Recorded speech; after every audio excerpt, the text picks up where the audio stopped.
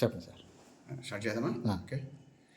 ఈరోజు ఆంధ్రప్రదేశ్ ప్రభుత్వం కేబినెట్ సమావేశంలో డిఎస్సికి సంబంధించి 6100 పోస్టులు భర్తీ చేయాలని చెప్పి, ఈ భర్తీలో కూడా 2 ఏళ్ళు అప్రెంటిస్ సర్వీస్ గౌరవవేతనంతో చెల్లించాలనేటువంటి నిర్ణయం చాలా దారుణమైందని చెప్పి ఈ నిర్ణయాన్ని తీవ్రంగా ఖండిస్తూ ఉన్నాం. 6 సంవత్సరాల డిఎస్సి గ్యాప్కి 6100 పోస్టులేనా అని చెప్పి ప్రశ్నిస్తూ ఉన్నాం. 2018 తర్వాత ఈ 6 ఏళ్ల కాలంలో ఏ ఒక్క డిఎస్సి జరగలేదు. పాదయాత్ర నాడు ప్రతి సంవత్సరం జనవరిలో డిఎస్సి అని ప్రకటించిన ఈ ముఖ్యమంత్రి ప్రతిపక్ష నాయకుడిగా అప్పటికే 23,000 ఖాళీలుంటే ఈ చంద్రబాబు నాయుడు ఏం చేస్తున్నాడని ప్రశ్నించినటువంటి ఈ జగన్మోహన్ రెడ్డి మరి అధికారంకి వచ్చిన తర్వాత ఈ 5 ఏళ్ల కాలంలో ఏ ఒక్క డిఎస్సిని కూడా ఎందుకు వేయలేదని చెప్పి ప్రశ్నిస్తూ ఉన్నాం. ఇటీవల నిరుద్యోగులు కూడా తీవ్రమైనటువంటి డిఎఫ్ఐ పోరాటాలు చేస్తూ ఉన్నటువంటి పరిస్థితి ఉన్నది.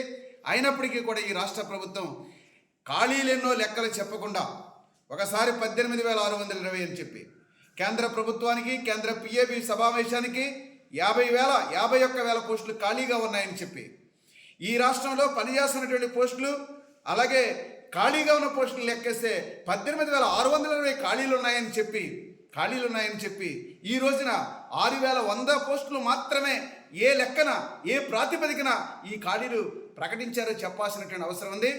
అందువల్ల మేము ఈ రాష్ట్ర ప్రభుత్వంలో ఎన్ని ఖాళీలు ఉన్నాయో అన్ని ఖాళీలు భర్తీ చేయాలని డిమాండ్ చేస్తుంటే ఎన్నో లెక్కలు చెప్పి ఇడి చెప్పి 6,100 పోస్టులు మాత్రమే డిఎస్సిగా ప్రకటించడం అంటే ఈ రాష్ట్ర చరిత్రలో 5 ఏళ్ల కాలంలో ఏ ఒక్క డిఎస్సి వేయనటువంటి చరిత్రహీనుల జాబితాలోకి జగన్మోహన్ రెడ్డి ప్రభుత్వం చేరిందని చెప్పి కూడా చెప్పదలిచింది. అంటే మీ 5 ఏళ్ల కాలంలో ఏ ఉపాధ్యాయుడు కూడా కొత్తగా నియామకం అయ్యేటువంటి పరిస్థితి లేదని చెప్పి కూడా చెప్పదలిచింది. ఒక పక్కన స్పెషల్ డిఎస్సి టీచర్లే అంటే మోగా, చెవిటి, ఇతర ప్రత్యేక అవసరమైన పిల్లలకు సంబంధించిన పోస్టులే 6,800 పోస్టులు ఖాళీగా ఉన్నాయని చెప్పుకుంటున్నారు. మున్సిపాలిటీలో ఖాళీలెన్ని, ఎడిట్లో ఖాళీలెన్ని, లేకుంటే సోషల్ వెల్ఫేర్లో ఖాళీలెన్ని, గురుకులాల్లో ఖాళీలెన్ని, మోడల్ స్కూల్లో ఖాళీలెన్ని, ఇన్ని జిల్లా పరిషత్లో ఖాళీలన్నీ, మండల పరిషత్ ఖాళీలన్నీ, ఇన్ని రకాల మేనేజ్మెంట్లో ఉంటున్న ఖాళీలన్నీ కూడా ఏమైపోయాయని చెప్పి మేము ప్రశ్నిస్తా ఉన్నాం. అందువల్ల దీని మొత్తం రాష్ట్రంలో ఖాళీగా ఉన్నటువంటి ఖాళీ పోస్టులన్నీ భర్తీ చేసేదానికి ఈ డిఎస్సిని ప్రకటించాల్సిన అవసరం ఉంది. స్పెషల్ డిఎస్సిని కూడా జనరల్ డిఎస్సిలో కలిపి ప్రకటించాల్సినటువంటి అవసరం ఉంది అని చెప్పి ఈ రాష్ట్ర ప్రభుత్వాన్ని డిమాండ్ చేస్తూ ఉన్నాం. అదే సందర్భంలో ఇంచుమించుగా 16 ఏళ్ల పాటు పోరాటం చేసి 1994లో ఆనాడు కూడా కాంగ్రెస్ ప్రభుత్వం ఇట్లాగే చేసింది.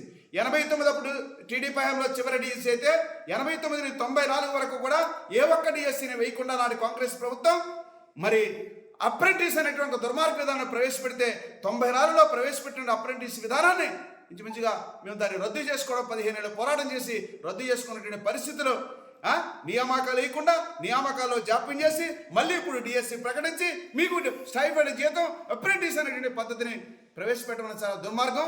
ఈ యొక్క నిర్ణయాన్ని వెనక్కి తీసుకోవాలని చెప్పి మేము డిమాండ్ చేస్తూ ఉన్నాం, తీవ్రంగా ఖండిస్తూ ఉన్నాం.